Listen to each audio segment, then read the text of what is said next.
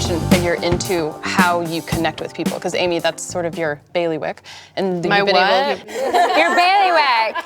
I think we grew up in different households. Trademark, I guess. Thank you. You've been able to connect with people, and clearly this season on your show, you've really ratcheted up the, I guess, messaging factor. Yeah. I mean, the 12 Angry Men she just did is like one of the, if you haven't watched it, it's the most important thing that's happened on television. It's amazing. In a very long time. But it speaks to the power of that self-deprecation to tell or sort of shed light on this ugliness about how women are perceived. How important is that to you and all of you in your comedy? Well, it's definitely very important to me. It's just, I just observe people and the people that I'm friends with. I heard this conversation, my two comics that I'm friends with, they were talking about at a party and they like got into a heated debate about whether or not they thought Michelle Williams was hot. He's like, I don't even think I'd have sex with her. And I'm like looking at them like, really? And they're both physically gargoyles. Like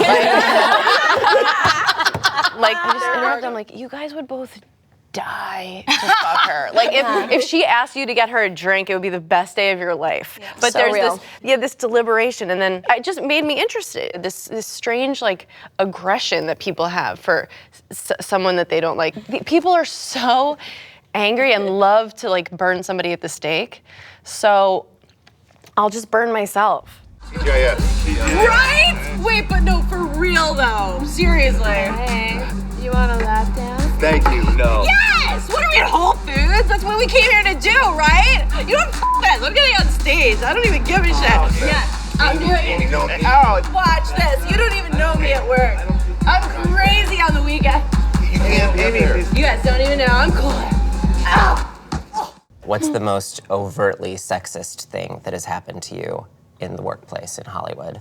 I think racism usually trumps it. Yeah. I never thought about how it could possibly be until I started having a TV show and we would have auditions, and a lot of the black women auditioning thought that we wanted them to be like a sassy. For sure. Urban, like let me get it a little more urban. And we'd be like, oh no, just be funny. Be yourself. Yeah, just whatever. And I was like, oh, that sucks. That means that they've gone in a lot of rooms where they're like, can you like snap? Or, Well, this brings up a good point. And how much responsibility do you feel in your show now to combat these forces of evil, to be inclusive of people of color, to...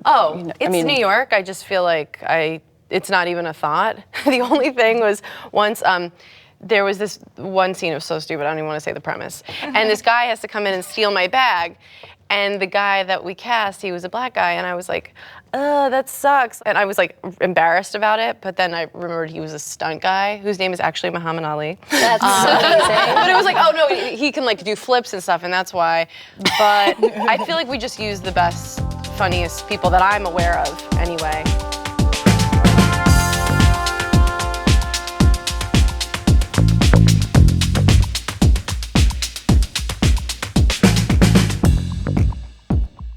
What has been your most mortifying moment ever as a performer? I was opening for Dave Attell at an improv in Washington, D.C., and I was walking past the White House, and this woman came up to me, and she had very kind eyes, and she was like, what do you do? And so I'm like, she recognizes me. And this is like, there's nothing to recognize me from. I just like assumed, like she's a fan. And I was like, I'm a comedian. She goes, oh, that's just like her lead question. She's like, these people are on hunger strike. And there was like 40 people on a hunger strike outside the White House. And she was like, they're so hungry. Like there's like a podium and people come and read to them and stuff. And so I called some friends and I was like I should not do this, right? And Jim Norton, a comedian, was like, you gotta take the gig. So I sat there and like tried to write hunger strike jokes. And so I went up and no one laughed. Like if they laughed, it was like, they're hungry. They're hungry. Very hungry. And I tried to make jokes like, you're lucky Gallagher isn't here. That would be inappropriate for the nothing. And then, and I of course, bombed, and then went home. They put a video of it online. And then people told me after the fact that they were a known terrorist organization. No! So doing my part, making people laugh is like what I can do to give back.